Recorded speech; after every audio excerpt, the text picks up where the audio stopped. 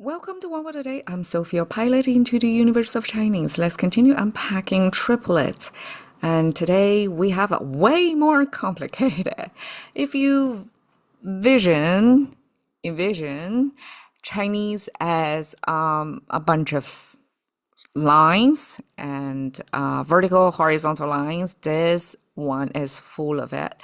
And to create some sort of visual distinction, we do have a little bit of slant here and at the bottom here to facilitate the writing as well as to create a visual asymmetricalness so that our eyes, when we see so many horizontal lines, like each of these would involve like 1, 2, 3, 4, 5, 6. 6 horizontal lines right there on the top. And we triplet that and 2 layers of that, right? So it's 12 horizontal lines on the screen we're staring at right now. So this, we talked about this individual character before. It means straight, 直. Somehow together, it becomes lofty and pronounced as 处. Different sound and sort of different meaning as well. Well, my task here is try to connect the dots. How we transit from individual 直, and when we time 3 of that, it becomes lofty. Okay, so a few thoughts here. As we have seen across the week of the triplet examples, Chinese don't use this 3 something times 3 simply as 3, right? Definitely not a linear. It's probably more exponential. It simply shows something that's not only multitudes, but there is a certain diversity as well, right? As in forest or in crowd or twinkling stars, it's like the sky full of it, right? So it's definitely not just means volume increase, but also the type, diversity embedded with different types mixing together. And here, 直, okay, we have this 直 in the sense of this eyeball with one direct viewing, sighting of things represented by this one line coming out of this eyeball, like a direct seeing something. And this horizontal line was added later to signify this direct unblockedness, ironically by kind of intersecting, looks like a blocking the eyesight. And then look at this bottom left corner, that's the ground. So we are observing what's happening on the ground with direct vision. Not secondhand information, but like a direct sight, seeing, experiencing firsthand information. So that's our straight. And by stacking 3 of them together, we imply the volume. A lot of these straight lines, right? And I think here we can kind of imagine a little bit of how far away our eyesight can carry us. So we not only see something straight directly at something, but also this longer distance, the quantity of direct seeing, right, got extended. And also here is visually stacking up. So not only extended by the volume, but the direction is verticalized.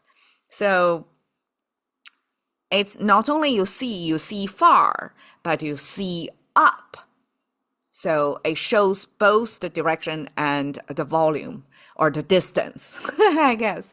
I guess that's one type of coordinate system, right? Both the angle, in this case, is 90-degree up, and also the distance, how far you go. So it's a far and up. So that gives you the sense of it's high, rising, towering sense. Okay, so I translate as lofty, but it could be, depends on the context. It can be quite of a kind of skyscraper, several hundreds of feet wide, Because as far as your eyesight can see, as we described here, we are vertically seeing far, and that all, however far that goes, it all falls onto this 处 concept. Okay, we have 处力. So here, 力 is this frontal view of human standing with 2 feet on the ground. That's kind of standing there, standing as a stance, as a position.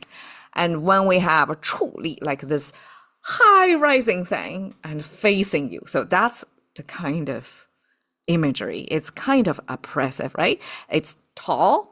The scale wise is probably out proportion to in relative to the observer, and it's standing towering you. So English, we have this looming large, right? This expression, and looming sounds, at least in my mind, is kind of a cloud looming, right? Or shadow. So it's kind of a far away and somewhere hovering above you. Versus here, it has to stand from the same ground. However, it goes up so high that's overpowering, overscaling, and overtowering us, the observer. So that's 处力. And oftentimes, 处力, we would just use that to describe a kind of public structure, like the Roman columns, colonnesias. That would be 处力, like high rising, towering you. 处入 would be this.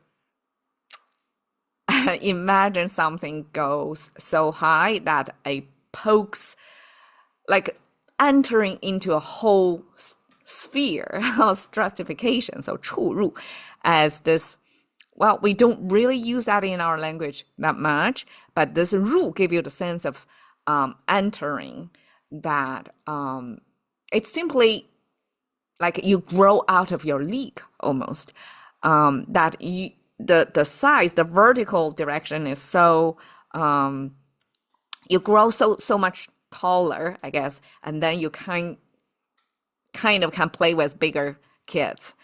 This 入 means you're getting over and above a certain threshold. That's a totally different sphere. So that's 处入, by growing, right? Taller.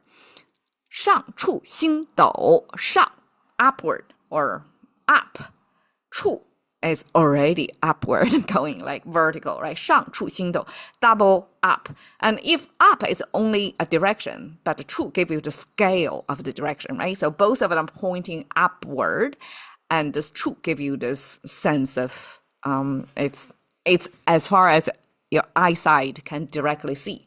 And the 星斗, we have 星, yesterday we talked about a crystal, right? That made stars from this 星的 star concept. That's a cluster or multitudes of solars. That's the Chinese star.